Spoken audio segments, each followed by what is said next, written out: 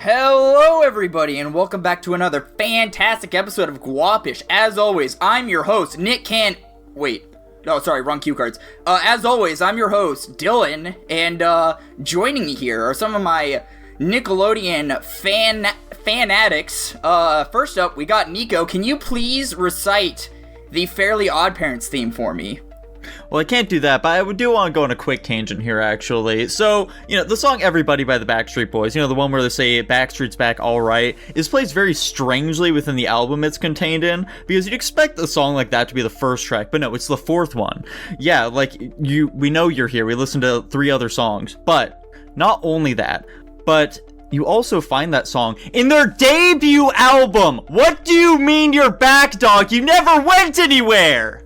Anyway, I don't know what he's on about. We're going to talk about Nickelodeon top 10 shows. Anyway, next up here, we've got Tanner. Please recite the Tough Puppy intro for us.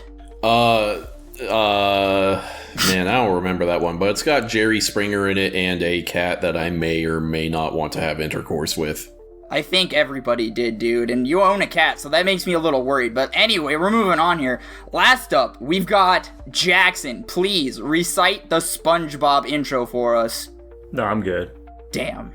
Didn't get any of them. Anyway, if it wasn't already obvious, we're doing a Nickelodeon Top 10. We've done similar things like this in the past. Unfortunately, we don't have any awards to give out. We don't have any slime. We don't have a, weird host like Nick Cannon. But we do have judgment, ridicule, and, a point system. So that's probably good enough. Yeah.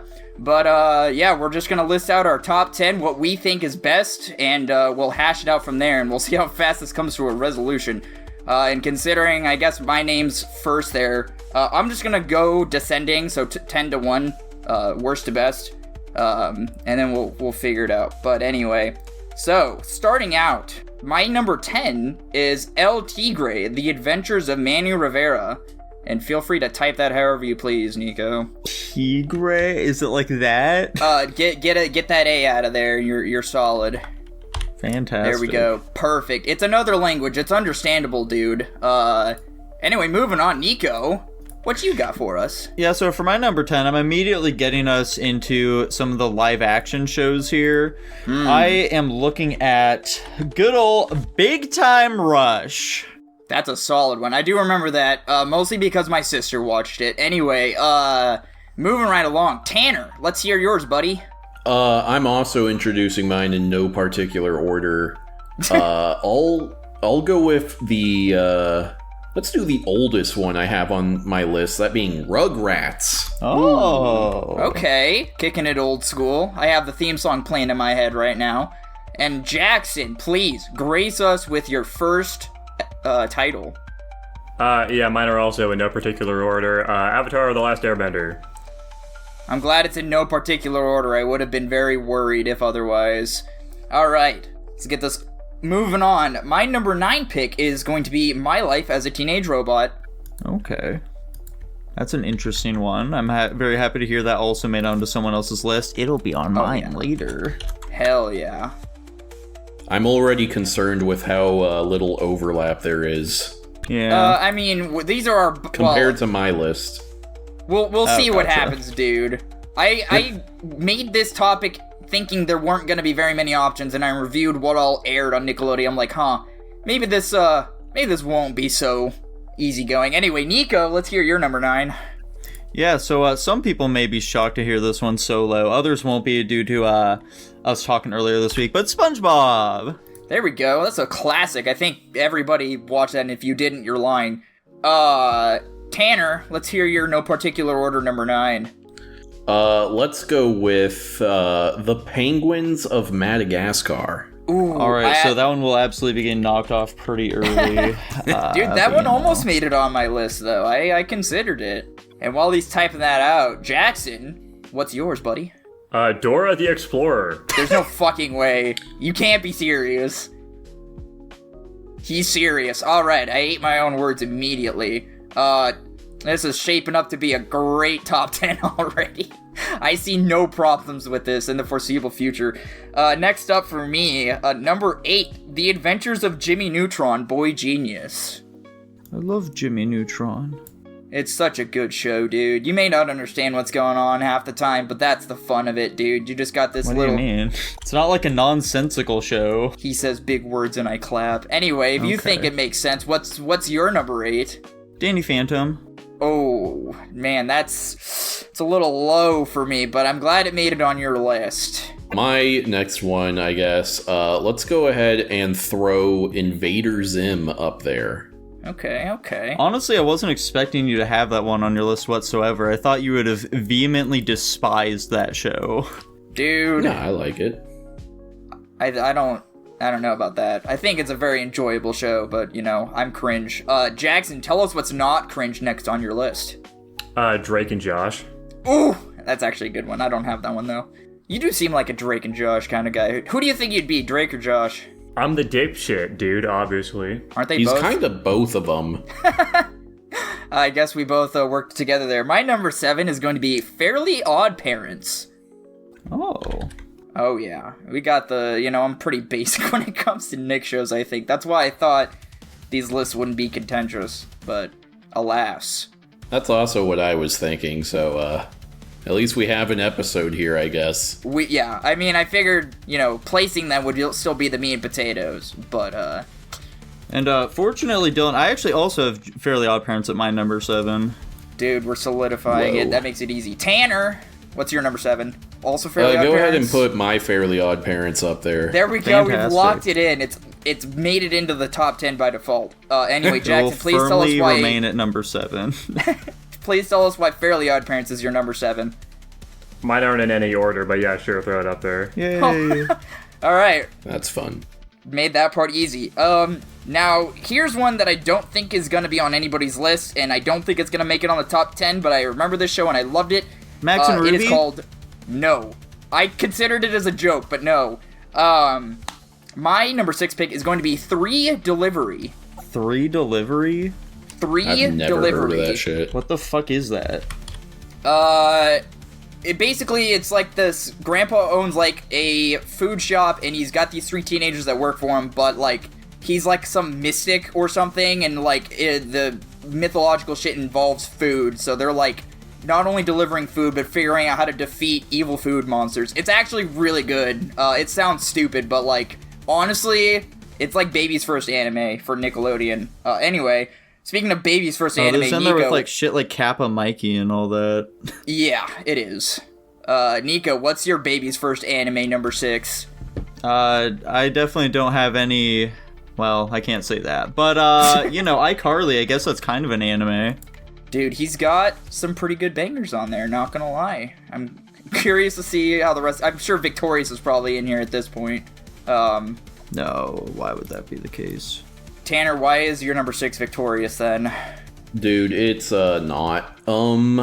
Let's put up Back at the Barnyard. Ooh, that was a consideration. Solid one. Why? Because I liked the movie.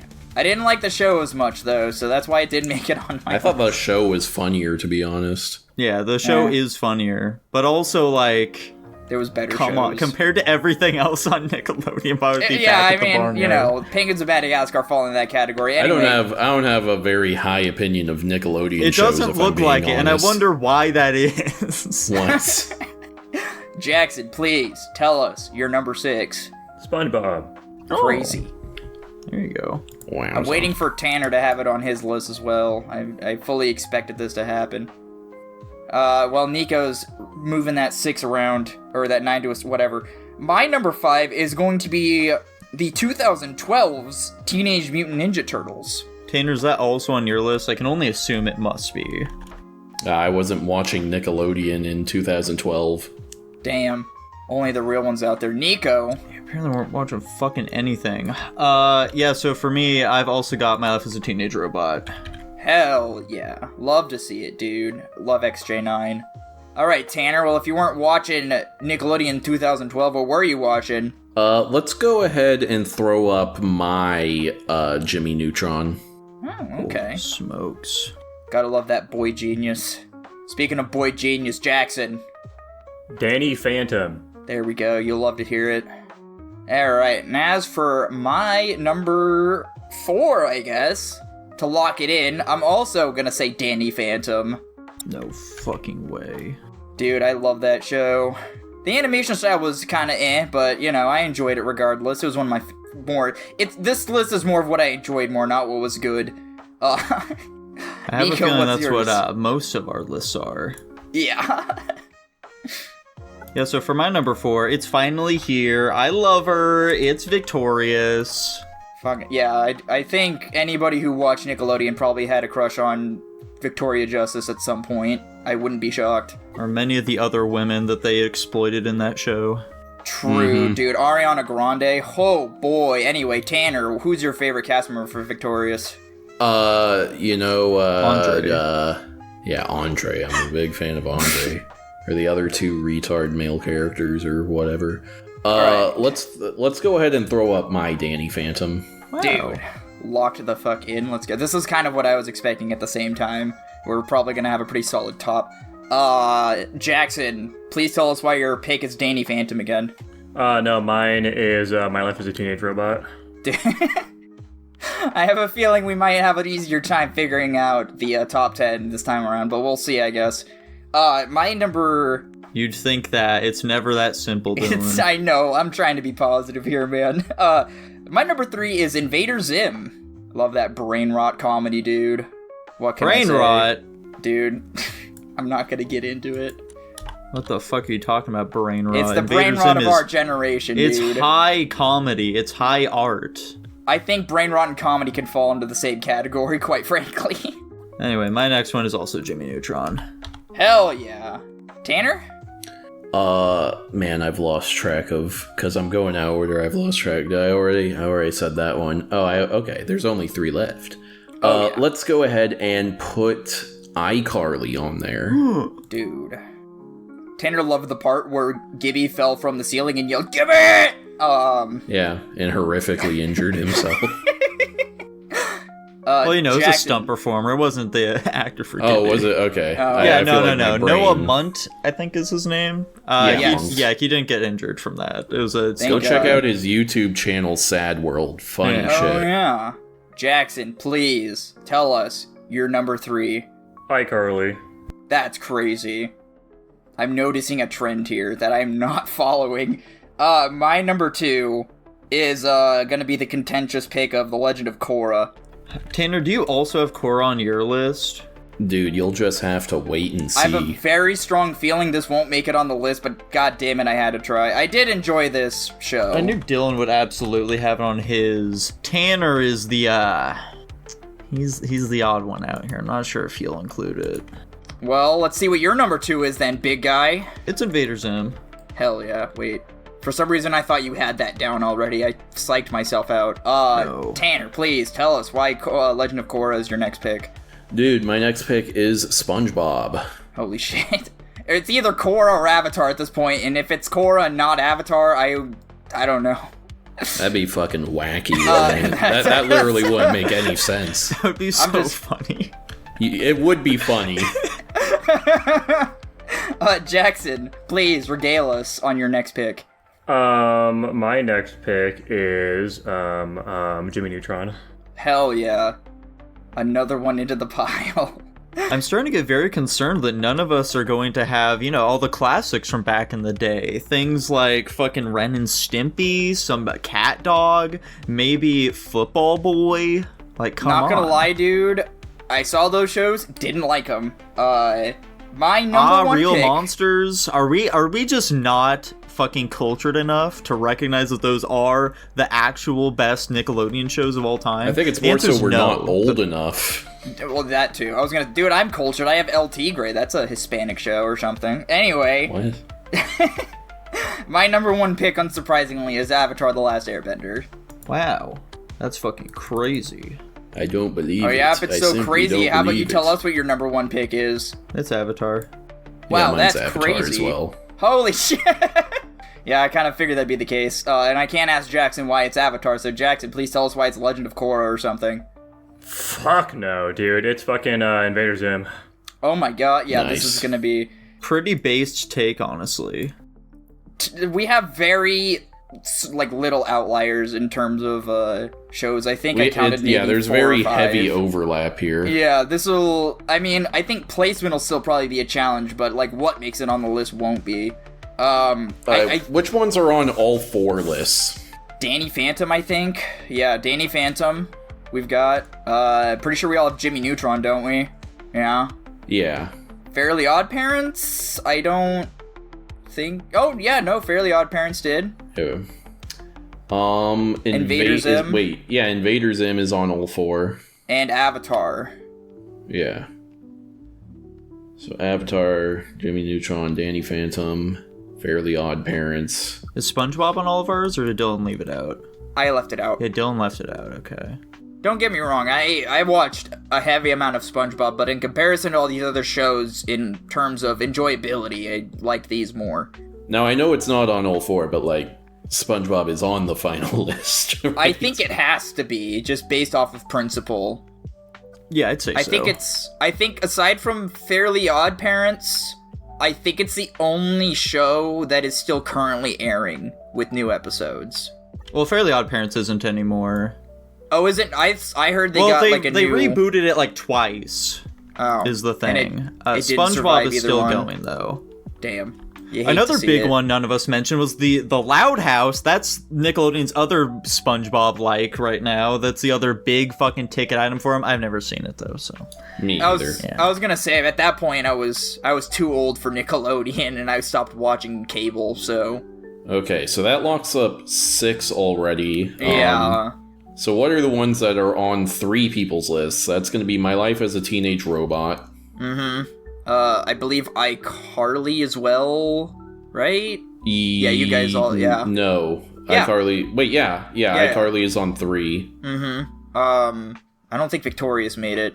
This is a very clean way of doing this, Nico. Good job. He's so smart. He's such a clever lad. I think it's just iCarly then. Outside, or no, Big Time. No, Jackson didn't have Big Time Rush. No, it's not. What are you talking about? I thought Jackson said Big Time Rush, and I looked over and it was not. That'd be very funny. Oh wait, no, yeah. I know what tripped me up. It's because when Nico copy pasted the first time, I thought. Anyway, so Big Time Rush is definitely not one. So it's iCarly and Life as a Teenage Robot. Yeah. Should those go ahead and get on there then? Probably. Does anyone have any objections to those 2 making onto the list? No, because it's on my list. I'm the only one that could possibly oppose My Life as a Teenage Robot, and I guess I don't. Fantastic. Yeah, I was gonna say, the only issue with this is if we do add those 3 by default, that leaves 1 slot, and how many unique shows do we have? More. No, because you said 6. 2, 4, 6. Yeah, and then adding 3 more 6. Is gonna be...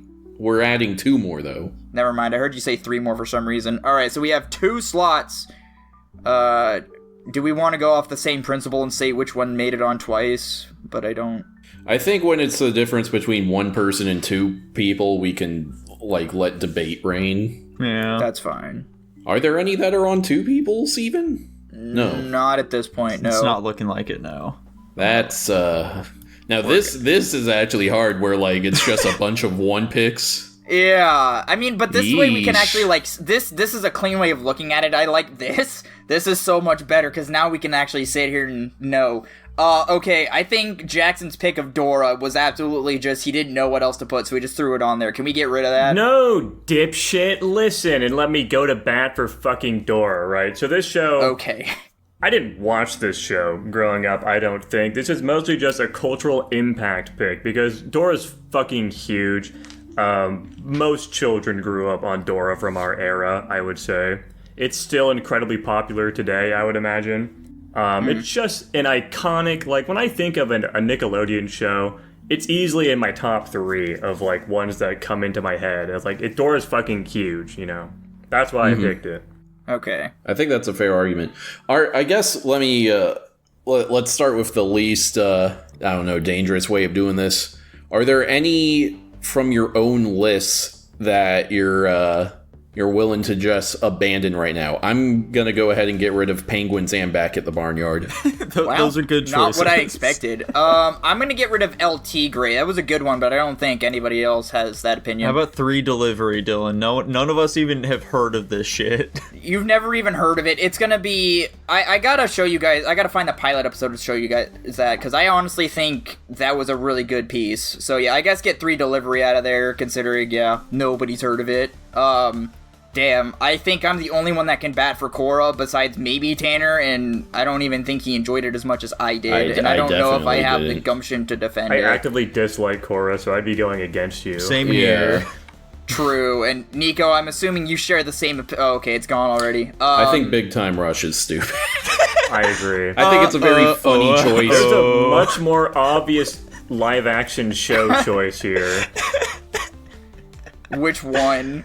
Obviously, it's There's Drake and 3. Josh, which is fucking peak. I'll get rid of Big Time Rush, but Jackson, Victorious over... You really think Victorious is better than Drake and Josh? I would say that, yes. I would unironically say Victorious is a better show than Drake and Josh. I watched both of them, and I think Drake and Josh blows Victorious out the fucking water. The problem with that, Jackson, is that you're approaching it from a very man perspective, okay? You see Drake and Josh, 2 men versus 1 woman here. And so you're obviously going with the choice that favors you more.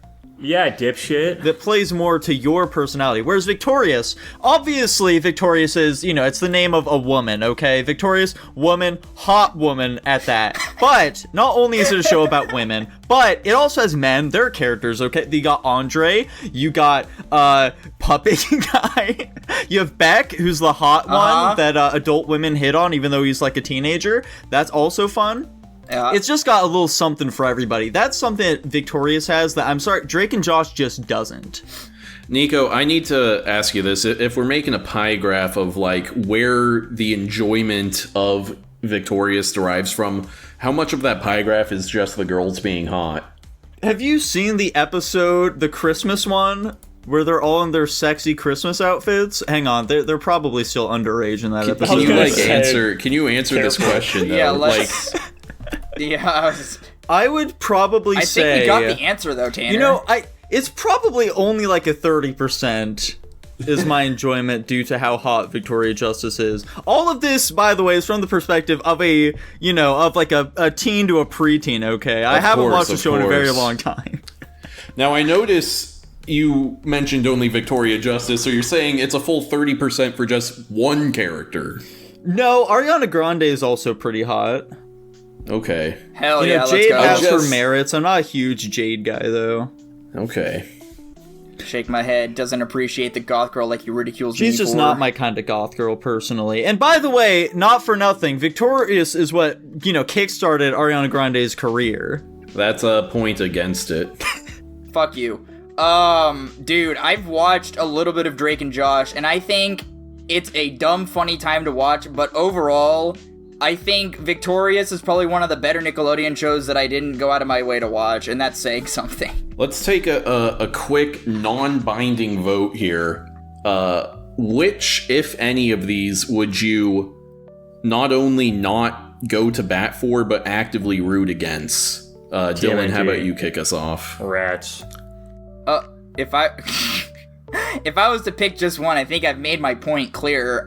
I'd pick Dora. I get that it's a culture piece, but I don't know if it compares to everything else on this list. Okay, so you'd be trying to get rid of Dora. I'd also be going Dora. Okay, I'd be trying to get rid of Victorious. I'm suddenly going towards Victorious here. Yeah, for no I wonder particular why. reason. Oh, of course. I mean, listen, dude, I get it. Unfortunately, my mind is stained with the bias of, I was at that age where little kid shit was annoying and dumb to me, so whenever I was at daycare and, they put on, Dora or anything like that, I actively despised it, because I was like, I'm too old for this shit. I want to watch Fairly Odd Parents and Danny Phantom and, anything else. So maybe that's a little bit of the negative bias still acting its part today. But honestly, while I can appreciate Dora for what it did for, younger kids, I'd probably watch Rugrats over Dora, and that's saying something, because I didn't really like Rugrats I kind either. of think we get rid of both of them, since they're the only two that have people actively rooting against them. I can second that. I'm fine with it. As much as Victorious is fantastic, great show, love it to death, I can compromise here, I can say we can do that. Jackson, how do you feel about it? Yeah, I don't really care that much about Dora. If you guys aren't going for it being like a massive Nickelodeon show, then obviously I don't really have much. Of an I'm argument. not arguing against how massive it is. I just don't think I'm that saying, like, for the significance of it being on the top 10. Okay. Obviously. Right. So now it's a matter of... So when in my mind, when I'm looking at these final three, TMNT, I've watched, like, maybe 2 Teenage Mutant Ninja Turtle, like, animated series in my life. I do really like the older ones, but I think the 2012 one was also pretty solid out of all of them, and that's, like, outside of not watching any other TMNT media or content. Rugrats, like I said, I wasn't the biggest fan of it. I didn't like the way it was animated, and I just didn't like the substance. Drake and Josh, I would definitely take over Rugrats, and I think that had merit, to be honest. Can you show me a picture of the 2012 TMNT so I can have a It's the vague 3D idea of one. Sure, let me go. the 3D one? I'll grab Yeah. it anyway. You guys go ahead and discuss amongst yourselves while No, I you grab don't need this. to Hold grab it. I on. know which one. Oh, okay. Yeah, I it's mean, that so one. we gotta lower these 3 down to 2. I guess, let's see, each person, which 2 would you choose out of the 3? Dylan, what I would feel like you it's do? easier to say which one we want to knock off. Yeah. Oh, okay, yeah, sure. I mean, it's accomplishing the same thing at Yeah, the end yeah, of the yeah. day. Which one do you so wanna knock off it's then? Potato, potato. I would knock off Nico? Rugrats. I would go Drake and Josh. I would go Damn. TMNT. I would also go TMNT. Jesus. I quite like Rugrats, and honestly, Drake and Josh is my pick. I don't know. I don't know if we can justify knocking it off of a 1 vote differential is the problem. Well, this is a 2v a split up vote. Would you guys like combine your forces to go against this opposition? I mean, I definitely, like, it's not very high on my list, but like I said, I didn't watch very much TMNT media, because I've just got the one from, like, what was it, 1996 or something? Is that You're the thinking of one like the 2004 with, like, one, adult... probably. Is that the one that, like, we played Yeah, the it's that PlayStation 2 one. game very... Yeah, that one. I've watched that one, and I've watched this one. And to be honest, I think... Because this one stays pretty true to one of the original storylines, and it innovates on a couple of the ideas. And kind of just... Because a lot of them, they got the Krang story all mixed up and weird. And in this one, they're, like, actually teenagers, and you could tell the differentiating personalities between the 4 of them, and, like, what they're good at and what they're not. And just the, like, amount of, like, emotional tension combined with the action was executed very well. And it was, like, this show knew when to be serious and when to be funny, which I think it embodies a lot of what TMNT is, especially if you go back to watch the older movies. They're just teenagers, that know ninjutsu, so they're gonna goof around, but they also kick ass. And like I said, I think this show just embodies that really well. It also has Donnie fucking April. And I do... jokes aside, I do like this version of TMNT as well. While my preference is the 2004 version, it might be 2002. I actually remember which year it is. It's somewhere in the 2000s. But It's one of the 2. I do like the 2012 version quite a bit as well. It is pretty cool. Yeah. We going up to bat for anything else here? What else we got here? What's going on? I like the table? Rugrats as well. I think that by far that's the one that should make it onto the list, regardless of these other 2. It would also be our only, like, old head one here, too. Yeah, that my argument for Rugrats was largely the same as with Dora, where it's like a legacy pick. But I do actually enjoy Rugrats, and I think it's a really fun show. Yeah, pre-Dill, let's stipulate that here. Post-Dill, things get a little wonky. The thing too, if we want to meta this a little bit, I guess SpongeBob is no. I guess Rugrats still even predates, or Rugrats predates SpongeBob, Yeah, even, it does. right? Did we? Because, like, SpongeBob's been running since, like, 1999. So if we're accounting for that, that would be the quote-unquote legacy pick if we really wanted to have that in there. But it also, like, just feels like since SpongeBob is the only current Nick show that we have on this list that's still currently airing, it probably doesn't count in regards to legacy. But, like, if we're gonna go with Tanner's original idea of picking our top 2, I would definitely go with TMNT and Drake and Josh. Just because the only, like, discount here is I just didn't like Rugrats. I tried watching it a few times. It's just like anything older than like 97 on Nick wasn't a huge appeal to me. And maybe it was the animation style and the whatever plot was for the show. But I mean, like I said, I didn't watch very much Drake and Josh. I thought it was funny. I thought the interaction between the Drake Bell and whatever the Josh other Peck. guy. Yeah, that guy. I think they had a good dynamic. I think they had good chemistry, and I think they had a real life friendship because of the show, right? Isn't that they were some pretty weird tight. random fun fact about? Yeah. So if like I said, if we were to go with Tanner's original idea, I would definitely go TMNT and Drake and Josh, just because I just don't like Rugrats, and that's a personal thing. I just don't like the older Here's shows. the thing, though. Like, Drake and Josh kind of already got some real-life live-action representation on here is the problem. I mean, I guess if we're looking at it from that perspective, Who cares? Yeah, well, if we're looking at it from that perspective, we have 7 animated representatives. Yeah, but, like, these are all solid, so I don't worry Nico, about that. what's your fucking beef with Drake and Josh? Are you just spiteful because it's potentially got a place on the list and not Victoria's?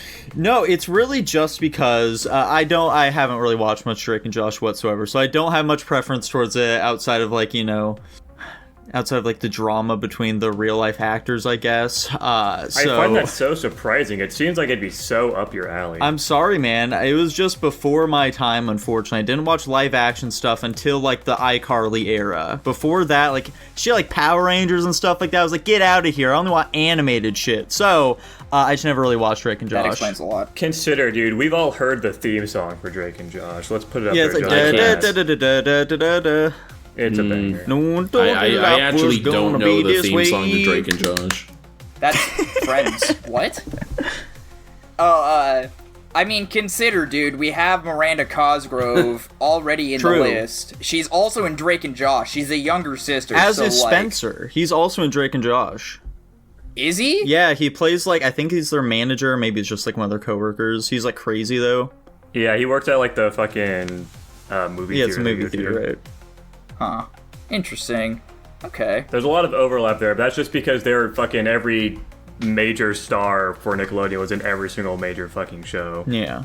Oh, we don't have the Amanda Show on here. That's like the fucking predecessor to all these live-action Nick shows. That sounds so familiar. What is that? It was like a skit comedy sort of thing. It's where like all of these Nick actors got their start, basically.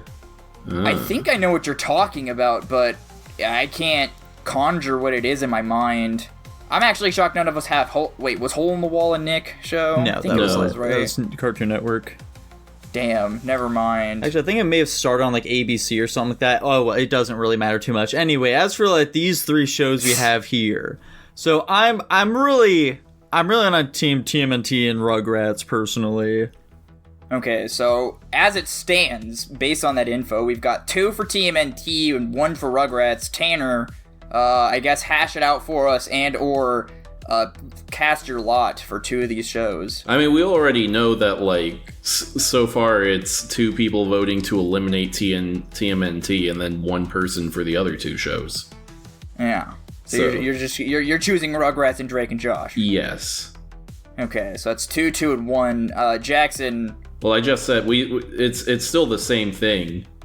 Well, we've got a dilemma here then. A hedgehog's dilemma, as it were. I mean, we really only have a dilemma because I insisted on it being a dilemma. I mean, true. This is giving us some runtime at the end of the day. Dude, I don't. It's so hard because, like, I was gonna say I'm the only one that chose TMNT, but quite frankly, that's all of these shows.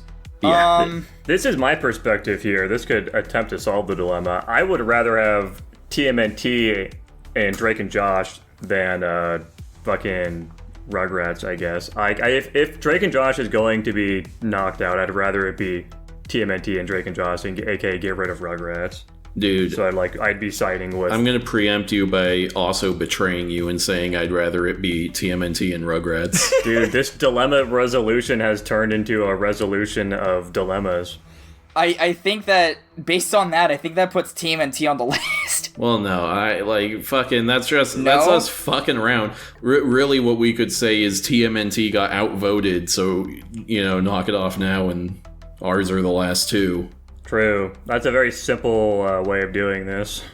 I suppose so. Instead of Jackson, for some reason, trying to force me into a prisoner's dilemma. That's what I'm trying to say. I'm just like, I'd rather my pick get on. That is exactly what you're doing. This is exactly a prisoner's dilemma you're setting up here. Damn. You're trying to cube 2 hypercube me. Listen to Tanner busting out the prisoner's dilemma, took one course of game theory, and now he thinks he's a genius.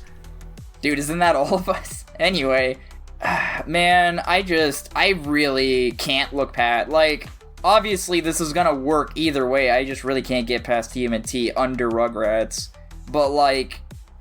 Alright, what if we lump in Rise of the TMNT with the 2012? No. I do think the main problem is he chose the wrong version of this show. Well, I mean, fair, I guess. Well, there are two that were on Nickelodeon, which were the 2012 and Rise. Yeah, I don't know if the 96 one was, or why did I say 96? 2002. That one was on Cartoon Network. Yeah. Bummer. So, yeah, I'm pretty sure I would have seen that one when I was perusing through the list. Sounds like we're knocking out TMNT, though. Bye-bye. Alright, fine. Rats. Which means we are now I love on democracy. I think Rugrats is pretty obviously at 10. Yeah, we can keep it Yeah. at 10. It Seems very realistic. narrowly made it in. I guess we work our way bottom and top. Honestly, I'm fine with iCarly being above Drake and Josh. Is anybody opposed to that? No. I'm fine. Yeah, I think iColor is much more iconic. Okay. Fantastic. We can have Drake and Josh there. Let's move iCarly to the side for now. Let's move some of these Okay. others out of the way. I mean, I was just thinking we could just go up and say, oh, I want to move that one up, I want to move that one down. Well, hold on, et cetera, Nico. et There were cetera. definitely the top like 4, whatever, 5 are definitely gonna just shuffle around because we all had these on our list anyway. So That's fair I think enough. minus iCarly, we would just have to shuffle around. That Fairly Odd Parents is in that mix as well. Yeah, Fairly Odd Parents. Okay, so Avatar, obviously number 1, right? I would say so. Yeah. I will say, like, I know Dylan left it off to his list, but I feel like SpongeBob is in the argument for top 5. I'd leave it out. I'm okay with putting it at 6. Like I said, it's not that I didn't enjoy the show. I just enjoyed a lot of these more. You know, we can make it a Crazy. strong number 6. How does that sound? Here's my like maybe relief here, Tanner. It's like, I don't know if this isn't going to be a relief, actually. It's definitely a show I just put on if there was nothing else to watch. I enjoyed watching it. It's a good filler, but like if I was to choose between SpongeBob and Fairly Odd Parents, I'd choose Fairly Odd Parents every time. Or I like think that's SpongeBob manic, and Danny but whatever. Phantom. I don't know, man. I don't know. Okay. I think Uh-huh. number 5 in my mind is between Danny Phantom or Fairly Odd Parents. I don't agree with I that. agree I with think it's that. between Danny Phantom and Jimmy Neutron. I think Jimmy Neutron is number 5 for me, at least. Wait, so are 3 of us saying Danny Phantom we'd be fine putting at number 5? No, Yes. I'm not. I think Danny Oh. Phantom's over Jimmy Neutron. I also think that. I think Danny Phantom's 4 and Jimmy's 5. I just don't agree with that, man. Yeah. Let me don't think either. about it, because... Do I like Fairly Odd Parents more than Jimmy Neutron? I like Jimmy Neutron more than Fairly Odd Parents. I like Fairly Odd Parents much more than Jimmy Neutron. The problem, Jackson, is that Fairly Odd Parents has so much fucking garbage towards the end of it. Like, it starts That strong is for the true. first few seasons. It gets really bad. But see, that's the thing, is I don't know that because I barely watch I'm any of telling these you it shows. does, man! And I don't care because my subjective experience of watching it as a child was much more whimsical than watching Do you know that Jimmy they introduce a Neutron. dog character who they very quickly kill off? He's like a fairy dog. Then they also introduce that Timmy now has to share his godparents with a girl who's like a neighbor or some shit because her life is so bad. Her literally, you know, the big thing with why kids get Fairly Odd Parents is because they have bad lives. Her life is just like, man, sometimes people don't like me very much, and that's her thing. No, I've never heard of any of this, but also I've never seen it in person, so I'm gonna assume The they're lying. animation also gets pretty bad too. They switch over to it's like Toon Boom or some shit like that, and it looks terrible. Dude, stop talk. I wanted to put Jimmy Neutron below Fairly Odd Parents. I stopped watching around when the dog character was like cut out of the show, and I'm honestly just remembering the good old days. Damn, do I want to put Jimmy Neutron above Fairly Odd Parents now? This sucks. They also cut a shitload of characters from the show later in Fairly Odd Parents, to the point where, like, you know, Fairly Odd Parents, there are a lot of fun villains that show up constantly throughout it. It is, at a certain point, it's just Foop. You know, fucking Poof's Nega Fairy or whatever they're called, Anti-Fairy. yeah, that it's shit's only him. annoying. He's the only one who shows up. Damn. Man. And then you got the Fairly Odd Parents movie too, where it's like live action for some reason. Oh, yeah. And some weird voice actor I don't know that changes we in need the to actual show. I don't know that we need to factor that in. Let's also factor in the 2 reboots as well. Let's factor in the live action reboot they did of it. Let's factor in the collaboration between Jimmy Neutron and the. I was about to bring up the Jimmy Timmy Power Hour as well. All I'm trying to insinuate with bringing that up is Jimmy Neutron started with a movie and they decided to make a show out of it, and I think that speaks volumes to the show itself, honestly. I don't know how, What but it does that sounds speak? like you're making a Yeah, positive what? out of it, so I'm all for it. Yeah, sure. Listen, dude, if they thought the movie was so good they could make a show out of it and it was still popular, I think that's a huge positive to the series. I mean, wasn't it just a pilot? It was a shot in the dark, and they're like, okay, this did well, so let's boot it. Yeah, it was. I don't think it really says much of anything. I'm pretty indifferent. Clearly, I've watched like 1 season of Fairly Odd Parents. I don't know how valid my vote truly is. Fair, dude. I think Fairly Odd Parents at number 5 and Jimmy Neutron at 4 is okay with me. Do we want to put Jimmy Neutron number 4, though? Or are you sure Danny Phantom shouldn't go 4? Yeah, that's my thing. I want to put Danny Phantom under Jimmy Neutron. I don't agree with that personally. You see, the thing with Danny Phantom is it also starts very strong, but much like Fairly Odd Parents, the last season is fucking terrible. I don't know if I watched enough of it to maybe I did see and I forgot about it. I don't know, but in my mind, Danny Phantom is above Jimmy Neutron. Is that picture of Thick Sam real? No, it's fake. Damn. Why would it be real? You've seen I how don't it's know. It It looks the exact same as the show, though. I guess I don't know what you're talking about then. I just assumed that it was... Crazy. Anyway, so I'm saying to keep Danny Phantom at 3. You guys are saying 4. Jackson? I think I like Danny Phantom more than Jimmy Neutron. Okay, well, here we go again. If you can't, in fairness, I can't remember fucking anything about either of those shows. I think I can probably remember more about fucking Planet Sheen than I can about either of those two. Yeah. I remember that show being introduced. I never watched it. To be honest, because, like, Fairly Odd Parents, Jimmy Neutron, and SpongeBob kind of fall in the same category as for me, where a new episode came out once in a blue moon, but other than that, they just kept airing the same things over and over again, which I guess is pretty much any animated show ever. Danny Phantom just didn't feel that way for me, and I just enjoyed it. Maybe it was, like, the whole, idea of him being, like, a ghost superhero, and there's, I can't even qualify it as action, so I'm not going to say that, but it just felt like the story was more progressive, and I just turned on the other ones because I thought they were entertaining. Yeah, it was a bit more of an action show, and it had some little inklings of a story here and there as well. But, Yeah. I don't know, it's just, Jimmy Neutron just feels far more consistent with its quality is the problem. Mm-hmm. I think Jimmy Neutron has far funnier and better side characters as well. Yeah. Like, dramatically so, I'd even say. I think that's because they were batting for it more in that than they were, like, not to say they weren't going for it in Danny Phantom, but it definitely wasn't their, like, focus at all. They just want to relieve characters, I guess. Mm-hmm. Jackson, help me out here. You're the only I have only no other thoughts. guy. Well, I also like, I like Jimmy Neutron a lot more as well, because I feel like there's a lot more variety in what was happening in any given episode, whereas Danny Phantom, like, they get very goofy with what a ghost is, but, it's still fighting ghosts every episode.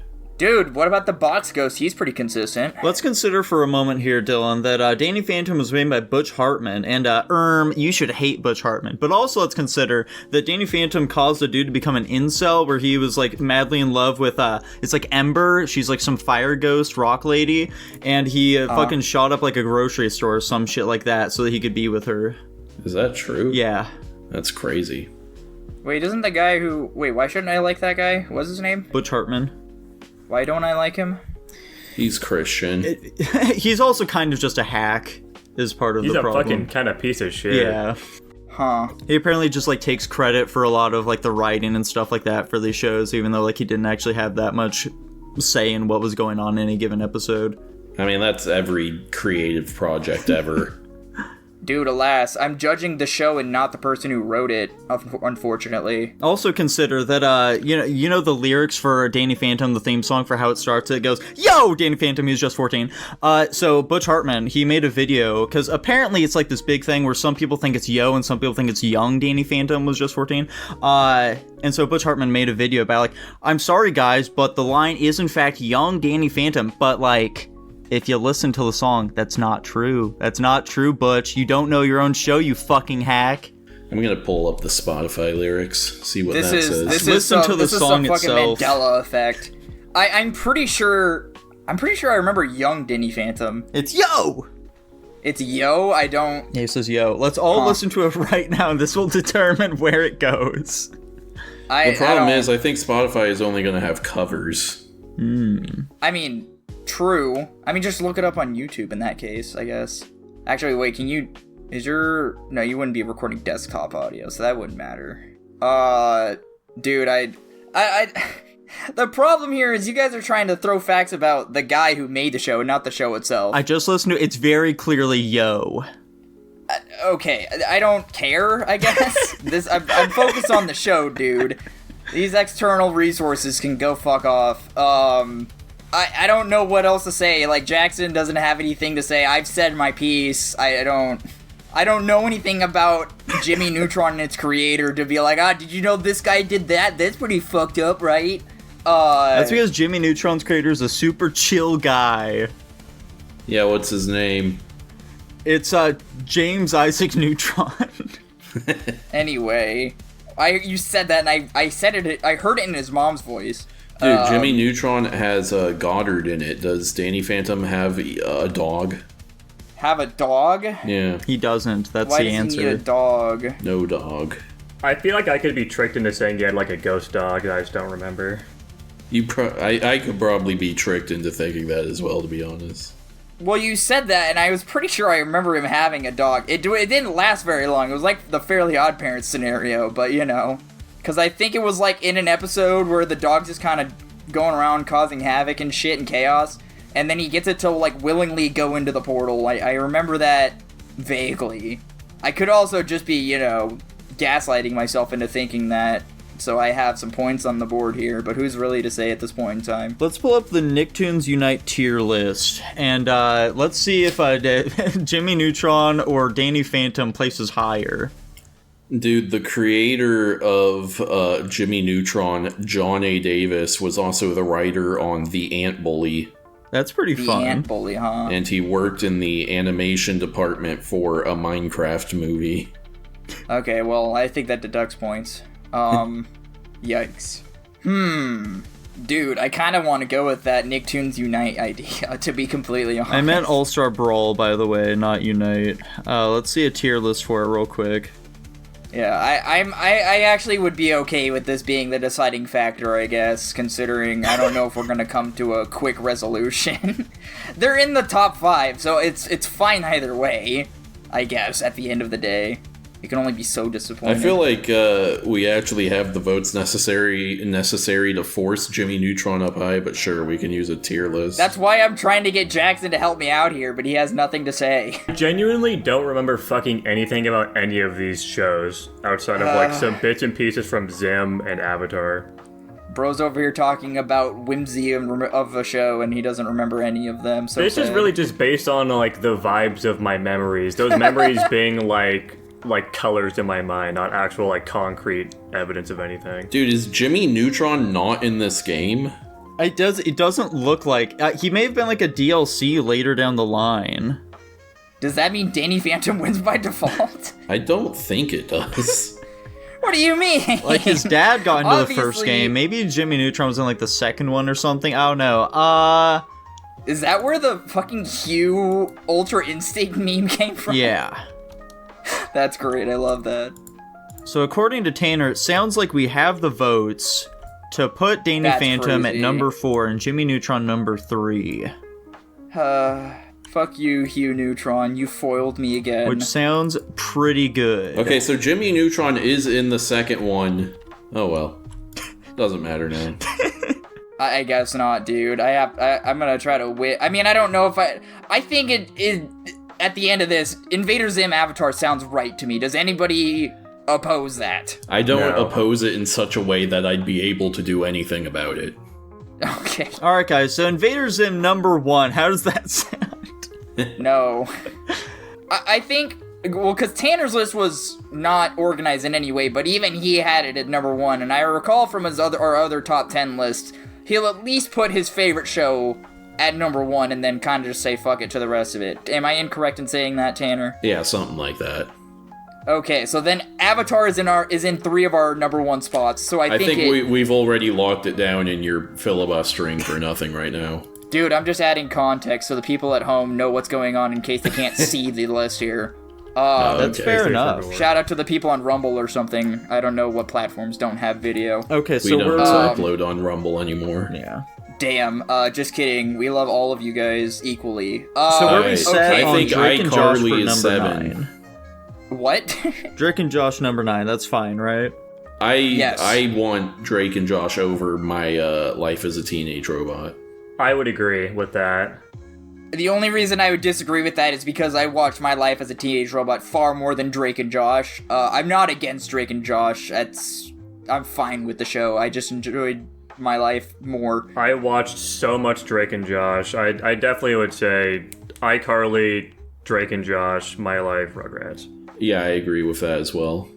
My opinion on Teenage Robot isn't high enough to really bat for it. It was a show that rarely came on, and I enjoyed it when it did. I wasn't, actively seeking to watch it over anything, to be completely honest, so if we put it below Drake and Josh, I suppose I'm fine with that. I can see the value in Drake and Josh. And I just vehemently disagree. My Life as a Teenage Robot should absolutely go over Drake and Josh, as well as iCarly. I don't know what the fuck you guys are smoking right now. My Life as a Teenage Robot, I don't know if you're aware of this or not, but in the Nickelodeon's the All-Star SmackDown 2, they actually had a voice line in it for Jenny that originated from a famous Zone porn parody. That's pretty funny. Did they have to pay her a licensing fee or something for that? No, I think they removed the line. Probably. That makes more sense. Yeah. I mean, here's the thing, Nico. I appreciate you going to bat for Teenage Robot, but you've got 2 people who say Drake and Josh should go over it and 1 person who doesn't care, so I think... It's sad. It's sad, really, but, I'll concede on this one here. Can go number 9. I just don't have enough why, and willpower to, Number 9. I can't remember enough of the show to go to bat for it, to be honest. Alright, so iCarly is over Drake and Josh, though, right? Yeah. Oh, absolutely, yes. Okay. Fair enough, then, I guess. Well, I think this might be a list we can all be equally unhappy with. Yeah. I mean, to be fair, we can only be so unhappy because, again, at the end of the day, technically the first, 6, arguably 7 spots were filled by all of us. I mean, technically the first 8 were basically locked in. That's very true, My Life, and because I think me and Nico were the only 2 who had that, and you just had Rugrats. So, yeah, because, like I said, I could vouch for SpongeBob being up there, I don't care. iCarly, I used to watch that shit too. Drake and Josh, fine, so...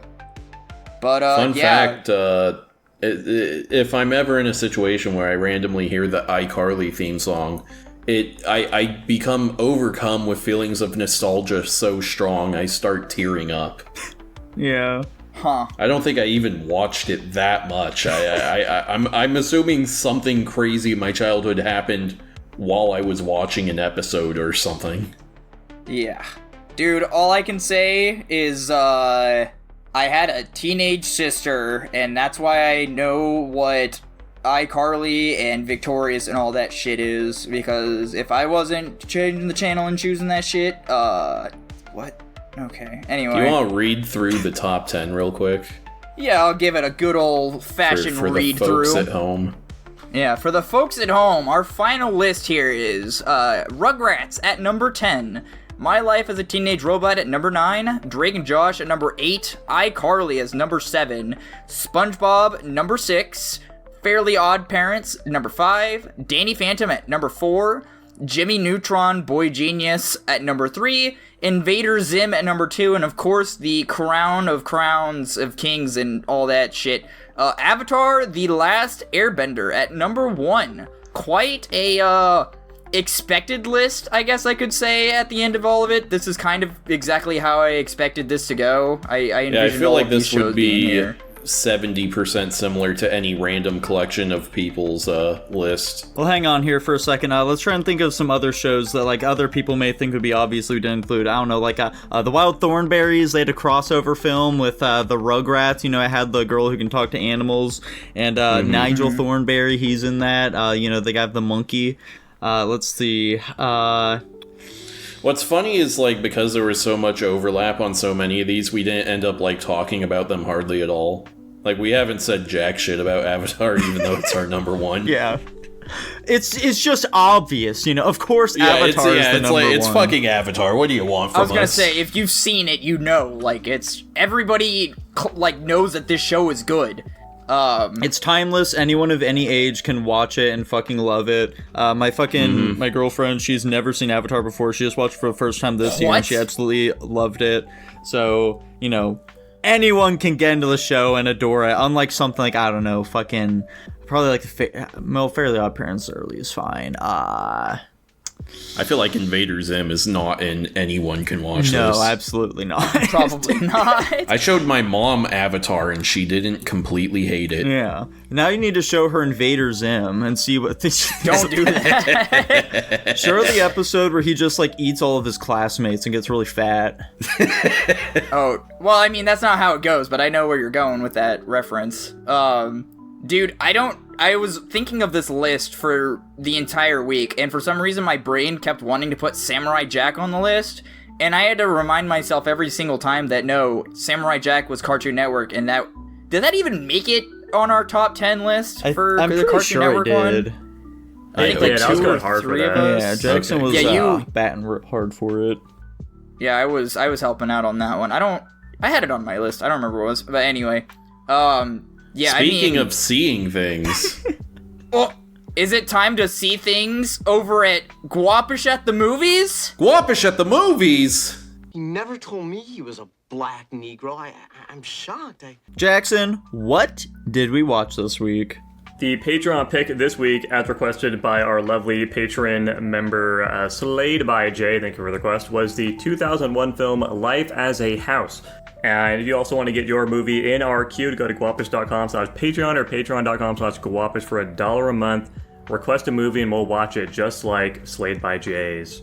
And this is, of course, the movie of a man, it's a horror movie, of course, horrifically morphing into a house slowly over time. I jest. But this is really a movie about a guy that's dying of cancer and he wants to reconnect with his son. Before he passes, so he attempts to start building a house with his son to form memories. Dude, fun fact, I just realized, I actually don't remember the ending. It just kind of zooms out on him being happy, and I guess there's just an implied, yeah, he dies later, right? Yeah. No. Okay. He dies, and then the kid gives the house to... Oh, that's right. Yeah. That's parents' Yeah. killed. Okay, I remember now. Anyway, fun fact about Life as a House. In that scene where Hayden Christensen punches the wall in the house, they did so many takes that he reduced his fist to a bloody stump. Oh my gosh. That's a good fun fact. I like that. Dylan. Why would they have him keep doing that part? Dude, I actually really liked this movie. I gave it a flat A. Nice. I did not particularly like this movie very much. I'm gonna C. Damn. I thought it was just fine. I gave it a C+. Damn. I liked it a little bit more than you guys. I gave it a flat B. Oh, Okay. damn. This is one hell of an emotional piece, dude. Yeah. I guess given that, I think it's safe to say I'm the only one that probably cried watching this movie. No, it definitely got me at the end. Let's fucking go, dude. I'm not alone in my sorrow. I mean, I don't know. This is gonna be a mad plug, I guess. Ever since I've watched Clanad, I've had my value in emotional pieces put so much higher on my lists. And maybe I'm giving the emotional piece too much credit, but I do feel like any movie that can make you feel an emotion strong enough, obviously did a good job. And, you know, I enjoyed the acting. I think it had some pretty good comedy relief points. I think there were a couple of weird parts in there, like the daughter, I think the weird scene and this is gonna be fucking cap, I guess, because I'm the only one that thinks this way, but when she's like, let me join you in the shower, and I'm like, the fuck, like, what do you mean? Like, how is this okay, and how are they getting away with this? But I don't know, maybe I just enjoy emotional schlock now, and that was good. I do like the idea of a father finds out he's dying of cancer, and he's like, well, I got fired from my job, I have cancer, what else am I supposed to do? Guess I'll do my lifelong dream of building a house, and, you know, repair the relationship with my son, and, leave it for him, but, well, okay, actually, hold on. There was the weird part where I thought he was building it for his son, because there was a lot of, like, analogies where it's like, yeah, I hated my dad too, knocking this house down is gonna make me feel good, it'll make you feel better too. And I was like, oh, okay, they're knocking down the house to, like, signify they're destroying an old relationship so they can build a new one. I was like, oh, that's really cool. And yes, they did that in the movie, and then you come to find out at the end, it's like, no, he's just building the house to give it to the girl who's paralyzed from a car accident his dad caused while drunk driving. Which, fine, I can respect that. Not the ending I thought it was gonna have. At the end of the day, I still enjoyed the movie. I was immersed in the movie enough to like it, so that's my piece. Let's just talk about the ending, actually. Personally, I quite like the ending. I think the way they handled the father dying was in a very respectful and not melodramatic way, honestly. Like, the fucking slow pan out, I think was very well done, and the reaction to people seemed realistic. And I think him giving the house away is cute, because like Dylan said, the whole point of this was to, like, talk about the other father-son relationship that his dad had, and tear that down. He wanted specifically, I think he's telling a lot of this because he wants to know the kid shouldn't be trapped in the decisions of his father. And the kid, you know, the son, whatever his name is, eventually grows to really like his dad, and he wants to respect his wishes, and, you know, he gives away the house partly, you know, because he wants to fulfill his dad's wish of, like, helping out this poor kid that was, you know, their life was fucking thrown asunder by his actions. And it's also just because he knows that he doesn't want, like, the kid to be trapped, so it also goes into that, you know, like, this house is, like, more of, like, a symbolic thing of their relationship rather than, like, an actual piece of value for it, you know. It's about the experience and not the end product, I assume, is what the idea is, and that's at least what I took from it. I think it was cute. Yeah. I guess I'll throw in one quick gripe I guess I had with the movie. There was some fucking love hexagons going on in this fucking movie, dude. I swear, Jesus. I made a couple of throws to other movies. I think I said, like, a fucking Graduate reference because of the Josh and the mom, and some other... I made another throwback to another movie, I can't even remember. I will say, the character development of holy shit, I'm forgetting his name. Hayden Christensen? Hayden Christensen. I fucking swapped the names. What happened? I do think, and we have a rough idea of how much time passes. I feel like his character shift, based on what we know about his character starting out, was a little quick. And, you know, I guess Power of the Boner or something changed him quicker or something. It just felt a little fast. It was a little sudden. Yeah, I agree. It's a bit weird, especially because, like, I mean, this kid is old enough he could run away. And he seems like the kind of kid that would do that. Yeah, he'd rather go and prostitute himself to pay back some weed than go hang out with take a fucking car ride with his friend. Because, like, it's not like he was on an island or anything. He had access to all these people, his mom was going over, like, he wasn't trapped here in any way. Yeah. And I do agree, too, with the pacing issue of his relationship. I thought this movie was going to be much more about, like, their relationship forming. That was the main part of the movie, but it's like... It's very much so a background thing. Yeah, that was like the first third of the movie was the focus, and then the second, or the other two parts were just about, like, random fucking drama and the wife and the dad getting back together and then them building the house itself. Yeah. Which It's very unfocused, and yeah, that's also a big gripe for me as well. It feels just strange, constantly jumping between all these fucking characters, and they're just like all wanting to fuck each other for some reason. Like the daughter character is just so weird. I just don't know what to make of her. The fact that like the whole prostitution thing comes back at the end to save the day is bizarre. And the ending, I'm sorry, it's just kind of schmaltzy, okay? It's a little too sweet, alright? I'm just not a big fan, especially because I just don't really like any of these characters particularly all that much, so I can't find myself really getting invested in what any of them are doing. I find it very funny that I'm pretty sure all the descriptions of this movie I read, the prostitution thing plays a very prominent part in the description, and that's one scene, and then it's like it's not addressed until the very end again. Yeah. In fact, it specifically phrases it as he enjoys like spending his free time engaging in small time prostitution. He does that once, and as far as we can tell, that's the only time he's ever done it. Yeah, I think.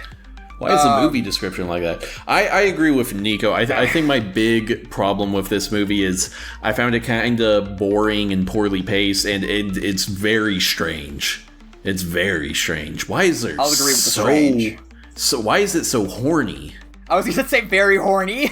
Yeah, why is there so much pedophilia in it? It feels like a fucked up Hallmark movie, really. Yeah, that's a good valid. Description. I will say, just because I want to touch on the love hexagon thing I talked about, and I was going to wait till a few more people got their pieces in.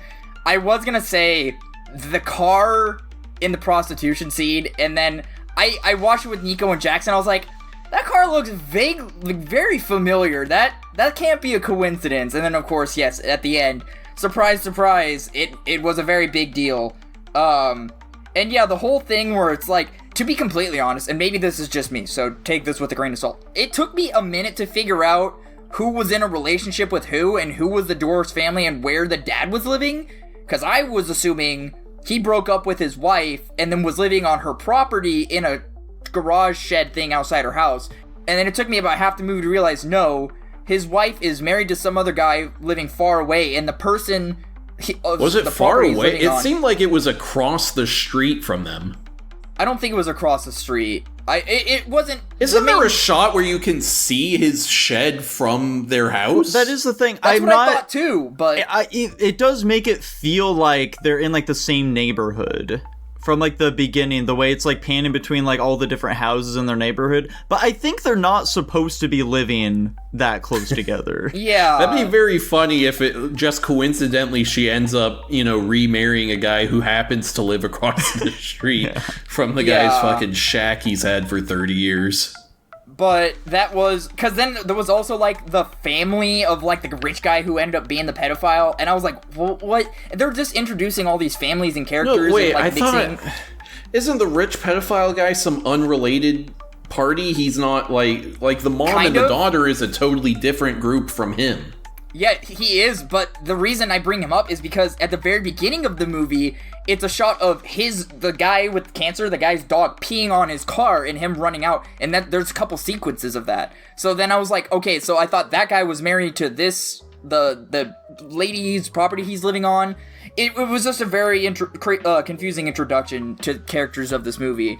So it took me a while to get it figured out, like, the daughter's interested in the dad, and then the mom used to date him, and then the ex-wife is divorced from him, but she's married to this guy, but also the teenage kid is his son. It's not very forward in how it introduces its characters, I guess I'll say at the least. I also want to agree with Nico's point about the daughter. Very strange character. It's so weird. What am I, as an audience member, supposed to be feeling / thinking about her showering with the son, but no, I'm showering with you, but we're not fucking. What am I supposed to make of that?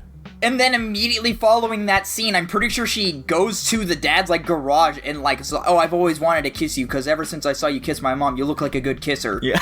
I'm pretty sure that scene followed up. Am I, because, like, they specifically have the one guy remark that she waited till she was 16 to start dating. So, like, Yes. what is the character trope you are trying to impart to me as an audience member? Am I supposed to think she's a tease, I guess? She's an independent white woman who's capable of Is making she her a own mature whore? decisions. Is that what I'm supposed to think? It looks like their whole family's a fucking, they're all whores. Yeah, well, because they made it seem like she was dating the Josh guy, and because even in when he was in the car with Hayden Christensen, he's like, "Oh, stay away from her, she's mine." And then like the next scene is him showering, and then her getting in the shower. So then it's immediately like, "What the fuck?"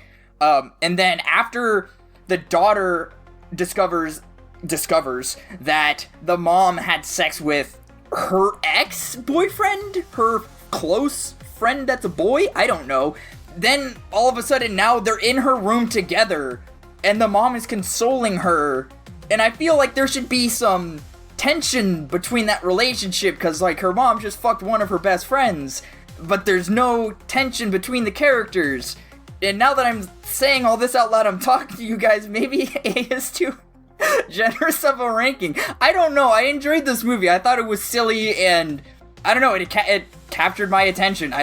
My big synopsis with my wild. my look of this movie is genuinely, it is definitely some like Hallmark shit, but I would say a lot of the emotional scenes worked pretty well on me for the most part. I was invested in the relationship between the father and the kid. I think it was well done. Even like the stepdad, not the stepdad, but like the new dad, I like that relationship. I think his arc's good. I enjoyed it. It didn't seem particularly fake to me. And also, a big part about why I like this movie, outside of just like it being cheesy and I like fucking, I guess, cheesy drama bullshit, is that it's so fucking manic, like you guys were just describing, that it's just entertaining. Like, I was just having a fun time with the absurdity of what's going on. Like it's like some so bad it's good shit for me. We're like, the kid gets fucking prostituted, that's ridiculous. And then goes and has like a big emotional moment right after, hilarious. And then the movie ends by the kid's prostitute thing saving the fucking day, ridiculous. It's just fucking funny as hell to me. And I was just having a good time. It was like really a balance. It was like, this is hilarious because it's so stupid, and also I genuinely am like invested in this relationship. It was a two-parter thing. What's funny about, like, the prostitution thing paying off is that, like, in the context of the movie, all that means is that, because, like, the only reason the neighbor guy was trying to fuck them over is because, like, the dog keeps, like, pissing and shitting on his yard. And so they're just making it, fuck you, buddy. We're gonna fuck up your lawn, and you don't get anything out of it. And we don't even see him do anything where it's like, yeah, he's a complete dickhead. He deserves to have his lawn pissed on all the time. In fairness, we saw him attempt to have sex with an underage man. Oh, well, We can look past that. At one, I guess it is like sort of a metaphysical, like, karmic thing that's coming down at that point. So fair enough. I feel like they could have maybe alluded to something more than that at the very end, though. I feel like it came out of nowhere. It felt very hand-waved. It wasn't played out very well. I remember when because I knew it was coming. Like I said, I pointed out the car. I was like, that's a pretty familiar car. I feel like the way it was brought up and the way it was dismissed was kind of iffy in the end. And maybe this means nothing, but I think there's something poetic about, in regards to what Jackson was saying about this movie being chaotically fun. I feel like in a way it's poetic because we were so enthralled in all the chaos that, I mean, at least for me, this could be an impression, that I forgot the dad was dying of cancer at some points, and like it's supposed to be a secret that nobody knows he has cancer until the very end. But they have like things in there. It's like, oh, by the way, he's taking that, and like they don't spell it out, and I guess it could be pretty easily figured out, but we just know he has some kind of illness that's killing him. It's not, said it's cancer, but we're not sure what's happening, at least fully. But yeah, I what I'm trying to say here is, through the chaos, we forget that, there's this underlying evil, and then it's brought up at the end there. So poetic, maybe. I don't know. Maybe I'm overthinking this, but... Alright, guys, do we have any further thoughts on this film? No, I don't think so. Oh, you know what? The MILF in this film, pretty good, not gonna lie. I'm not a big MILF guy, but this was a good MILF. Yeah? Alright. Anyway, I'm sticking to my C. I'm staying at my B. I'm staying at my C+. I talked it out loud, obviously. I'm not gonna drop it a crazy amount, but I do realize there may be some things this movie doesn't really have going for it, but I enjoyed it nonetheless. I'll just give it an A- instead. I'm fucking fumbling, hold on. B- overall. Wow. Whoa.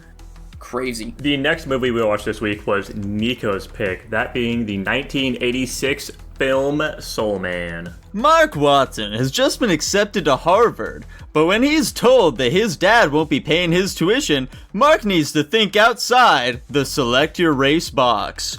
While at Harvard, Mark learns that while black don't crack, being black isn't all it's cracked up to be. Did you have an AI write this I thought for you were gonna go for like a black is kind of whack. No. Huh. Fun fact. Our lead boy and girl. I think it's C. Thomas Howell and her last name is Chang somehow. Anyway, they actually go on to date and then get married and then get divorced like 3 months later. Oh, that's fun. Damn. So there was some real romantic chemistry on set. Oh yeah. All right, I'm gonna go ahead and break the ice here. I'm giving this one a B-. Wait, but Nico, was that a good and fun fact? Yeah. He said the word good after he heard it. Oh, So. okay. B-? Okay. Oh, no, I'm not on my notes. Dude, that's crazy. I'm also at a B-. Huh. I'm at a flat C. God damn, am I just fucking high on these movies? I mean, I usually am, I guess, to be fair. I thought this movie was pretty good. I gave it an A-. Wow. Nice. I support you in that, dude. Dude, this movie is... The only thing this guy has that I don't is darker skin. And also, admission to Harvard Law School. And also insane charisma. Dude has some insane riz. Does he? He's kind of a big retard the entire movie. But He's so just really confident. confident, but he still gets his way, dude. He still gets his way. That's fair enough. Hot take. This movie isn't racist. Oddly enough, it's not. I remember analyzing the main character. I'm like, looking at all his features, I was like, despite him having predominant white features, the fucking makeup team got the African American version of this guy pretty good. Like, it's... I don't know that I'm gonna agree with you there. You don't have to, dude. I have brothers that I can prove otherwise. Because, they've got, the whole weird, I'm not gonna get into this, actually. Let's not go there. By the way, Dylan is black this... for anyone watching this review right now. Yeah, I don't sound like it. I'm not Tanichi black, but I'm me black. Yeah. And that counts for something, I think. And I think Tanner is kind of on the money here. Obviously, blackface is bad, folks. That's, let's get the elephant out of the room here. But at no point does the film treat it like anything he's doing is good. They are constantly saying, this is bad, you shouldn't be doing this. Yeah, he's the butt of the joke in all situations, and the actual black people we see in the movie are all dramatically more competent and intelligent than he is. True. Dude, just for the record, it's not blackface. His entire body was black. That makes it okay. Yeah, it makes it better, to be honest. There were... Aside from the two pompous white rich boys or whatever making black jokes, I guess, there were a weird amount of black jokes outside of that, and the only one, I say a lot, the only one that I can recognize at this very moment is where there's that one girl of the guy who owns the house or whatever that they live in, and he's like, oh, stay away from these two. And she's like, oh, I don't see the world as black or white. I see it as shades of gray. And I'm like, I don't think 50 Shades of Grey existed now. She's like, oh, I guess all the stereotypes about black people are true except one. And I immediately was like, this is some fucked up black people shit. And, they said the penis thing, which, haha, funny, I think. But, I don't know, dude, this movie has charm. I think, regardless of Tanner thinking this guy is, retarded or something, there's something about that kind of personality that still has charm to it. And I'm sad to admit that the movie had to point it out to me at the end of it. But it was the interaction that he had at the end of the movie with the law professor, where he's like, we're willing to forgive you, not because, you know, it's the right thing to do, but because you truly, like, experienced what it's like and, like, accepted the consequences of your action. Because, you know, the movie progressively got to the point where it was like, at first he was like getting all these privileges, you know, like, oh yes, he's getting the scholarship because he's black, and then, you know, all these other things. Oh, you're good at basketball, you can be on our team. But then it slowly starts to transition towards the other side. It's like, well, here are like, you're gonna slowly experience, you know, maybe why what you did wasn't so good. And then the big twist at the end where it's like, oh yeah, I didn't get this scholarship, and he's like, oh, why not? And he's like, well, I thought that scholarship was only for, I don't remember what fucking city in California it was. So like, oh yeah, but like, if that pool doesn't turn up anybody, it expands it out. And it's really like, man, this guy fucked up big time. Okay, so to explain what Dylan's just saying there, because he did a horrible job of it, the scholarship that he gets ends up being the scholarship that his love interest would have gotten, and she is just like a single black mother who is like, you know, working at the school to try and afford to go to Harvard. I just think it's an entertaining character piece. There's not much else to say outside of that, I guess. If you guys say something, I'll chime in, but go for it. Dude, I guess, so this movie has horrible reviews, and I really think it's just because people are emotionally getting so caught up on the thrust of this movie that they're not even paying attention and, like, hearing it out. Because I think it's actually handling a lot of this stuff pretty tactfully, even. Yeah, that's my interpretation of how things are going as well. Yeah. And I do think this movie is funny, which is good because it's supposed to be a comedy. And I agree, it pulls off his character arc very well. My only real negative is, and what's hilarious is how much, like, all the other people reviewing this would disagree with me here. I think it's actually kind of heavy-handed in the sort of moral lessons it's trying to hand down to the audience. Yeah, I could agree with that. Yeah, I can see that. That's fair. And really, like, you could easily fix this with just one thing. The idea that he commits to permanently, for the rest of his life, give a portion of his income to, like, I think he just says, like, black causes or something. I'm like, okay, that one was a bit too far. That just seems, I guess it could be like, oh, it's 1% or whatever, but, like, Yeah. That's not what they were making it sound like. Times were different back then, Tanner. It was more reasonable to do that kind of thing. I do also kind of feel like I don't think he should have ended up with the girl at the end. I would have preferred it if she was Really? like, nah, fuck you, Whitey. I don't agree. Jackson? Yeah, it was okay. He doesn't want to get canceled, is what he's saying right now. Well, I am half black, so I will say my piece, I guess. Damn it, I immediately already forgot what my piece was, and I'm not... Never mind, that's a bad joke. Damn it! Jackson, please say something so I can remember what I was gonna say. No, I'm good. Dude, James Earl Jones is really good in this movie. Yeah. I love that guy. He's the voice of Darth Vader, Dylan. Is that the black professor? Yeah. Christ. Whatever, Tanner. At least I got it right. True. Man, one weird thing about this movie. Why, when, like, those two students from, like, his high school showed up, and they're like, dude, we gotta cover up, like, you gotta not talk, they're gonna recognize you. Why did they decide to, A, make him blind, B, make him dumb, and then C, give him a not black name?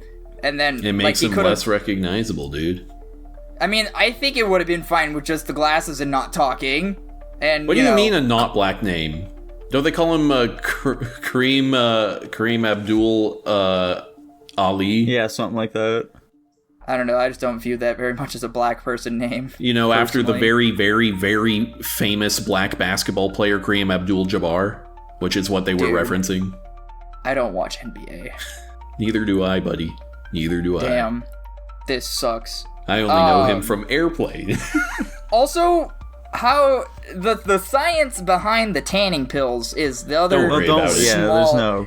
Yeah, don't worry about it. But Stop- like, no, hold stop- on. stop it right No, please. Dude, Let me- 20-year-old Julia Louis-Dreyfus is so fucking hot. Oh my Guys, god. I just wanted to say something, please. Ooh. When did he stop taking them at the end to where he was not Julia black anymore? How does that work? Louis-Dreyfus. Oh. Damn it. Who is Tanner fawning over? What character? black The woman. high school girl. No. Oh. What? High school girl. High School Elaine Girl. Bennett Oh, from Seinfeld. yeah, you're talking about you Elaine, fucking alright. ingrates. I don't know who that is. I don't watch Seinfeld. Yeah, you're right, Tanner. Really she could showing get it. your ass with this one. Like, what? Anyway. What about my ass? Soul Man? Dude, I think it's funny how when Nico announced this movie last week and I said by the Blues Brothers, he said no, but also the first song that plays in this movie is Soul Man by Blues Brothers. I found that very, very funny. I liked that bit a lot. Where's the fuck? What was her name again? Who? Elaine from The Seinfeld. Julia Louise There she Dreyfus. is. Elaine Dude, I don't Bennett from Seinfeld. They have a current picture of her. I don't know who that is. She's some random person in Avengers. That doesn't help me, but I'll just take your word She's for some it. shield lady. I don't remember her fucking It's name. fine. We don't need to worry about She it. The features Marvel movies will prominently come in later. Thunderbolts asterisk. Yeah, you know, she could still get it there too, though. True. You know, another good MILF. Let's start a MILF list from now on. She's like a white version of Tulsi Gabbard. I could see it. That name sounds familiar, but I don't know who that is. Don't worry about it. I won't. Not like the last one. Anyway. Jackson, do you have any thoughts on this film whatsoever? Yeah, no. Um, Let's give our rankings, then Jackson will have some I thought thoughts. some of the jokes were funny. Yeah. You were laughing Yeah. quite a bit during the like classic sitcom scene where, you know, like, oh, his parents are here, but like his girlfriend is at the door, but also there's a naked chick in his room. Oh, what am I gonna do? Yeah, that I was a really weird thought he dilemma. was gonna be like, "Oh, I'm adopted." I was expecting that too, honestly. Yeah, I don't know why he didn't. I guess it's a. He's it's not funny that or good at conflict. lying. That situation could have been handled so much better, but I guess the way they went with is fine or something. I like how his parents are like horrifically racist. That was nope, not gonna say that. Dude, why? No, I guess the chick in the bedroom wasn't interested in white people, so I guess that wouldn't have worked out. I was like, why doesn't the one guy just take care of her, you know? But she clearly is He interested was in shades working of on gray it, and dude. shades of pink, you know? Terrible thing. That's awful. Well, I'm sticking at my B-. I'm sticking at my B minus. Jackson. I'm sticking at my C, Huh. I'll give it an A minus. I'll stick with it. and it lands at the same rank as Life of a House, B minus. That sounds about right. That It does doesn't. sound about right. Jackson, I don't know why you're so worried. You're friends with Tanichi. He watches our podcast sometimes. I don't think he cares what you say. I think he'll just think it's funny and nope, can't say that either. The last movie we watched this week was Tanner's pick, which seems like a very Dylan-coded pick, that being the 2016 film Deadpool. This definitely is a Dylan coded pick. Deadpool Oh, is yeah. the story of Deadpool. Yeah. Fun fact. This is a bad fun fact, but when I read this, it shocked me to my very core that it was even possible. This movie was filmed in only 48 days. Huh. Huh? Dude, the chaos of this movie, I think that makes it better. Bad fun fact though, Tanner. Bad one. Yeah. I'm not a big fan of that one. But yeah, I'm like, what? That's crazy. How did you pull that off? It's a Deadpool movie. Anything can happen. Alright, I'll rip the Band-Aid off since this is a Dylan-coded movie. I think I gave it an S-. Yeah, I gave it an S-. When was the last time I gave a movie an S rank? Jackson, where are you at? Yesterday. I'm at an A minus. Solid. That's a bit high for me. I'm thinking B plus. Crazy. I'm also at an S minus. Oh my god. Nico's the hater this week. I guess so. I'm just so low on these films. Tanner, what'd you like so much about this one? Outside of, you know, Marina Baccarin, I think is her name. She's got it going on. What? That's his love interest. That's that actress's Oh name. yeah, sure. I feel like you made up both those words, but whatever. I'm sorry, I don't know how to pronounce this. Yeah, I like this movie. I think it's funny still, which is Yes. crazy because like it didn't kick off, but like it felt like the capstone on this style of humor, and yet even though it has been copied ad infinitum and I've definitely started to grow tired of it, I think this movie just does it so well, and it still feels original to itself, which really helps. I really appreciate that this is a really tight film. I think a really smart decision they make or a really smart way they pull it off is that, like, it's not just the origin stuff all in a row or whatever, because I can definitely see how that would have gotten boring.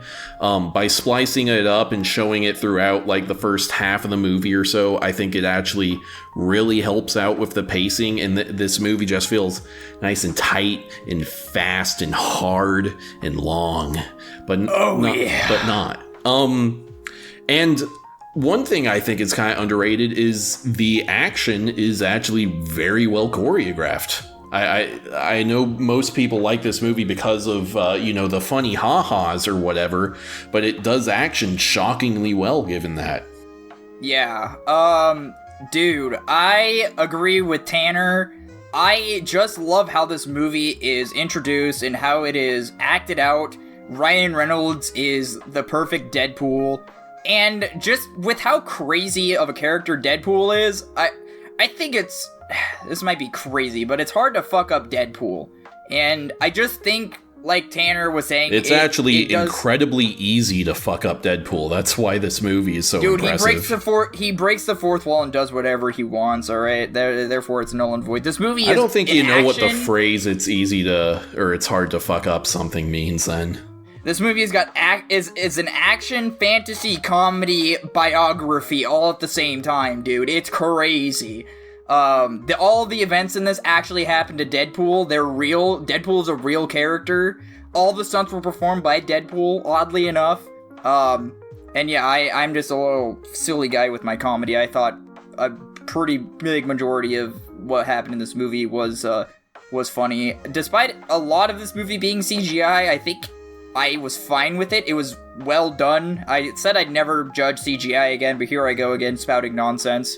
I just love Ryan Reynolds' delivery of lines in this, and that there are just so many jabs between all the characters, and it's just a great time to watch. Deadpool's just a really entertaining thing to see. I don't really have anything else crazy to say about this movie. I think it's very entertaining. And I'm sorry, unlike you guys, I kind of just have to disagree on the comedy front. I wasn't a huge fan. It kind of just feels like the sort of Seth Rogen sort of humor where it's like, we're going to take this superhero movie, which everyone is used to being PG-13, and we're just going to load it up with crass humor. They're going to talk about dicks and fucking each other all the time. It's going to be hilarious. You like middle fingers? They're going to keep giving each other middle fingers constantly throughout this movie. And I don't like it. It's a bit lowbrow, if I'm being honest. I just wasn't a huge fan of that. Ew. There were parts that I did find pretty funny.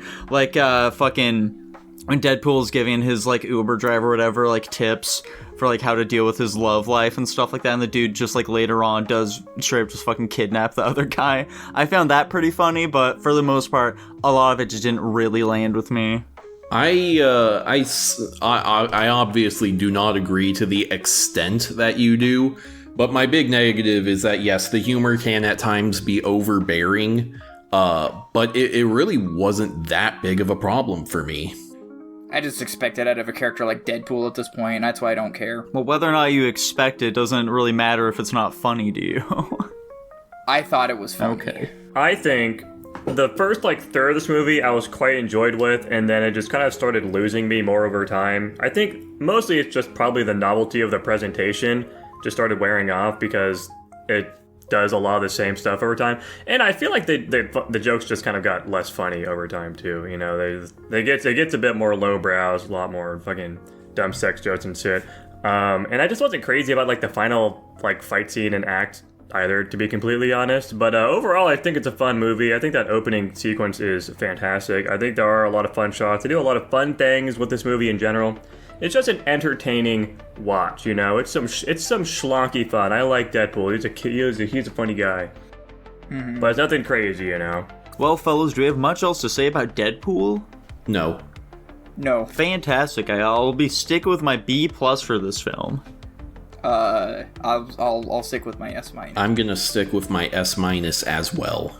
Guys, my favorite joke in this movie was when he spends a lot of time packing up a ton of guns and then he leaves them and then he can't use any of them. Anyways, I'm sticking out my A-, and that landed at a solid A overall.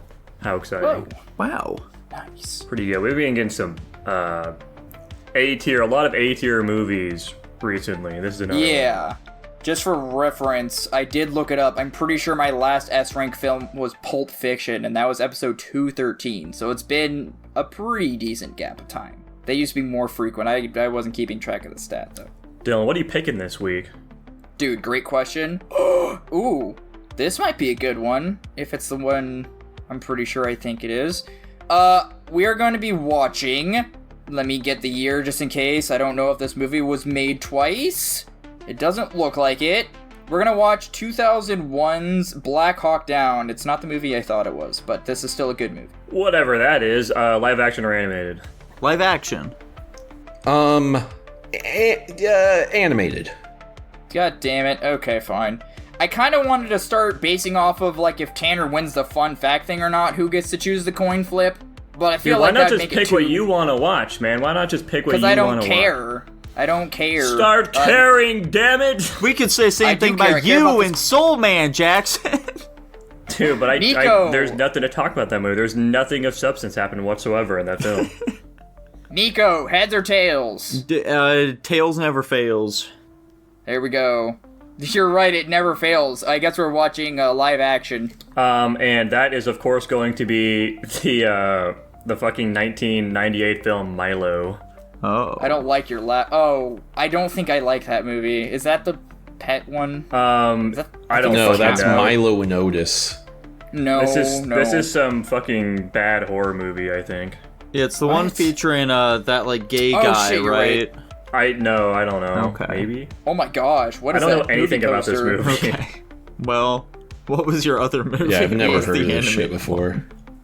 one? It was the Invader Zim movie. Ah, fuck, that would have been... There was a movie? Oh yeah, there was a movie. God, that would have been so thematic. Why didn't you motherfucker? You guys had the option. You had it and you fumbled. You had it in your power, Dylan. didn't You fumble chose to anything. abstain, though, and put it in Fate's power.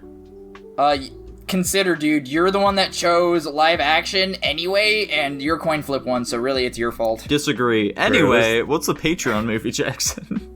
Yeah, the Patreon pick this week was actually Mr. T. Thank you for the request. It was the 2000 film Batman Beyond: Return of the Joker. Oh. Is this the animated one? Yes. Yeah. And if you, too, would like to get your Patreon film request just like Mr. P did, then Tanner's gonna tell you if I can do that. That's right, everyone. If you head on over to guapish.com/Patreon or patreon.com/Guapish, you can donate to us for just $1 a month, and in return, you will receive early access to every episode, as well as exclusive access to the pre-Guap show. You also get to come into our little Discord here, where you can talk to us, you can request topics, request movies, just like Mr. T did, and you also get 500 slime coin, and finally, which isn't like a scam, we're not going to pump and dump you unless you want us to. And finally, you get your name read out at the end of every episode, just like I'm going to do right now. Thank you very much to GH, Slayed by J, Blake, Nedagant, I Love Lesbians, Top Ramen Man, hashtag Thinking About the JQ, Tutbot, Lucas Ledette, Hunter, and Jacob Edwards. Thank you all very much. Thank you very much, folks. I hope you enjoyed it. If you did, feel free to like, comment, subscribe, ringing that bell, and we will be seeing you next time. Bye-bye. Bye. Later.